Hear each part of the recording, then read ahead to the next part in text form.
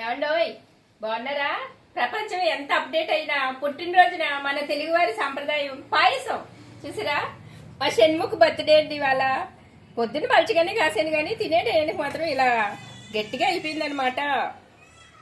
చూసిరా, మనం ఎంత పైకి ఎదిగినా కూడా మన సంస్కృతి సంప్రదాయాల్ని మర్చిపోకూడదు అనమాట. చూసిరా, ఇదిగో మా షణ్ముఖ్కి పాయసం.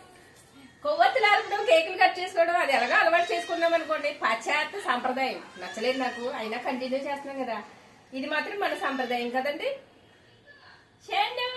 Happy birthday to you.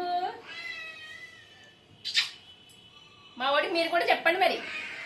ఏంటి గంగక్క దుకాణం పెట్టింది అనుకుంటున్నారా? అబ్బాయి ఏమీ లేదండి, మా షన్నుబాబు గారి పుట్టినరోజు అనమాట.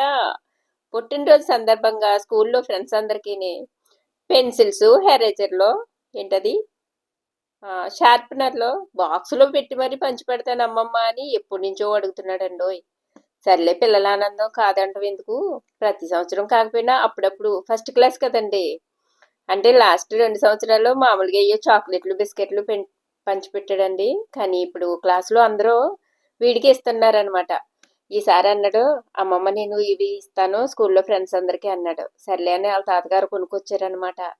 చూసారండి, ఒక బాక్సు, దాంట్లోకి ఒక పెన్సిల్, ఎరేజరు, షార్ప్నరు సెట్ అనమాట అండి స్కూల్ క్లాస్లో పిల్లలందరికీ. దాంతోపాటు పర్కు చాక్లెట్ అండి. ఇవన్నీ కలిపి వేసి ప్యాకింగ్ చేస్తున్నారని మరి వాళ్ళ పిన్నాళ్ళు హడావిడిగా.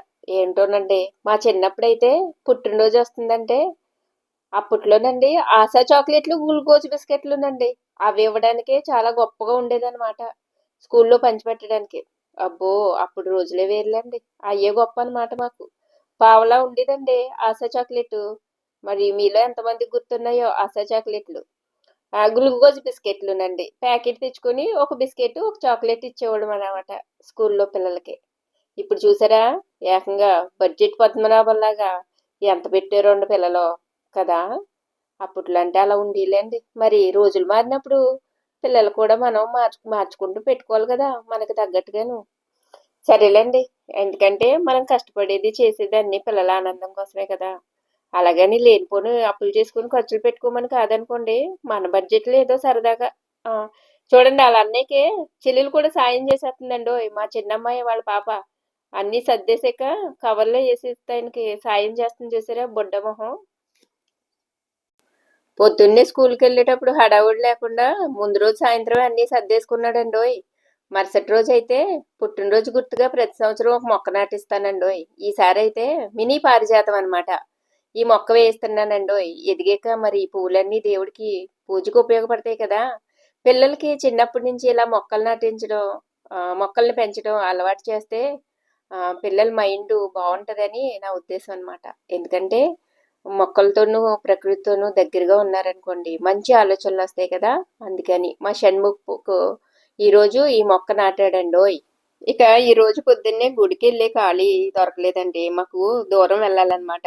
వాళ్ళ తాతగారికి ఏదో పని ఉందని బయటికి వెళ్ళారు. సర్లే, ఇంకెలాగో శుక్రవారం కదా, ఇంట్లో పూజ చేసుకుంటాం కదా, శివయ్య ఆశీర్వాదం ఇంట్లోనే తీసుకున్నామండి. అలాగే స్కూల్ దగ్గరికి వెళ్ళి రాత్రి సర్దుకున్నాయన్నీ ఇదిగో ఇలా పంచిపెట్టేసామన్నమాట.